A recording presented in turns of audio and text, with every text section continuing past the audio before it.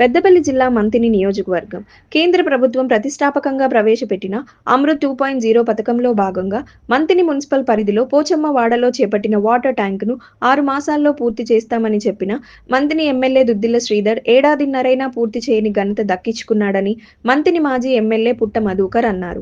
మంతిని municipal పరిధిలోని పోచమ్మ వాడలో 2024 July 15న water tank నిర్మాణానికి మంతిని ఎమ్మెల్యే శంకుస్థాపన చేశారని ఆయన విమర్శించారు. ఆదివారం అసంపూర్తిగా ఉన్న వాటర్ ట్యాంకును స్థానిక నాయకులు, కాలనీ వాసులతో కలిసి ఆయన సందర్శించి పరిశీలించారు.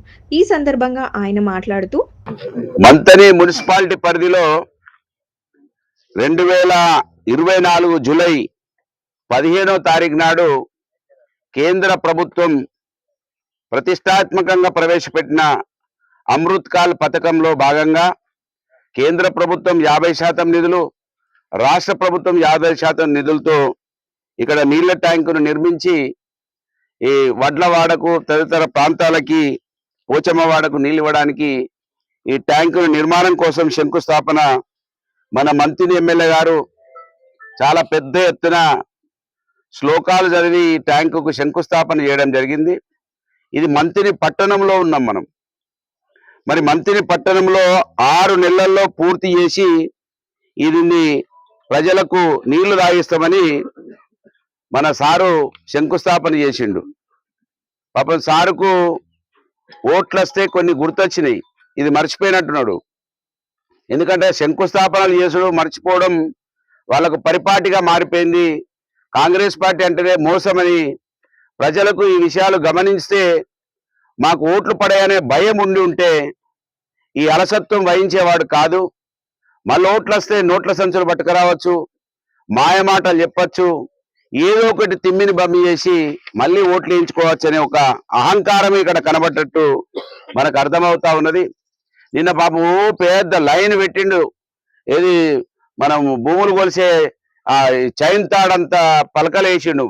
ఇదే పూర్తయితే లేదు. 50% నిధులు ఉన్నటువంటి ఈ నీళ్ల ట్యాంకే కాంట్రాక్టర్ ఇక్కడ కట్టేటువంటి పరిస్థితులు. ఎందుకంటే డబ్బులు వస్తలేవను, బిల్లులు వస్తలేవను, రకరకాల బాధలతోటి ట్యాంకే పూర్తి చేయలేదు. అంటే ఇప్పుడు జూలై 24 అంటే ఇప్పటికి ఏది జూలై 25 అయింది. ఆ తర్వాత ఇప్పుడు మనం జనవరి లాస్ట్ లో ఉన్నాము. అంటే దాదాపు సంవత్సరంన్నర దాటిపోయింది. దీనికి గతి లేదు. అంటే మంత్రి నియోజకవర్గంలో ప్రాతినిధ్యం వహిస్తున్నటువంటి ఘనత ఈ విధంగా ఉన్నది. ఈయన శిలాఫలకాలకు ఏం వాల్యూ ఉంటుందో ఒకసారి కుల సంఘాలకు సంబంధించినటువంటి మా అన్న తమ్ములు పాలాభిషేకాలు చేసినటువంటి మా కుటుంబ సభ్యులు ఆలోచించుకోండి. ఇవాళ కేంద్ర ప్రభుత్వం 50% నిధులు ఇచ్చినా కూడా సంవత్సరంన్నర అయిపోయినా కూడా ఈ ట్యాంకు పూర్తి కాలేదు. 6 నెలల్లో పూర్తి చేస్తామని వాళ్ళే ఆ రోజు ఉపన్యాసాలలో గొప్పగా దంచి కొట్టిండ్రు. మా ఉద్దేశమే అభివృద్ధి. మరి దీన్ని ఎవలాపేరు? ఇప్పుడు ఎక్కడన్నా ఆగినాయి ఉంటే మీరు మొదలు పెట్టినే కదా అంటున్నారు. మీరు మొదలు పెట్టింది ఎందుకు ఆగింది? వాళ్ళ కాంగ్రెస్ పార్టీ దుద్దిల్ల శ్రీధర్ జవాబు చెప్పాలి. కనుక శంకుస్థాపనలు వేయడము మర్చిపోవడము వీళ్ళకు అలవాటైన పని. కనుక మేము ఇప్పటికే చెప్పినాం, ప్రతిదీ కూడా ఈ ప్రభుత్వాన్ని ఎప్పటికప్పుడు అప్రమత్తం చేస్తాం.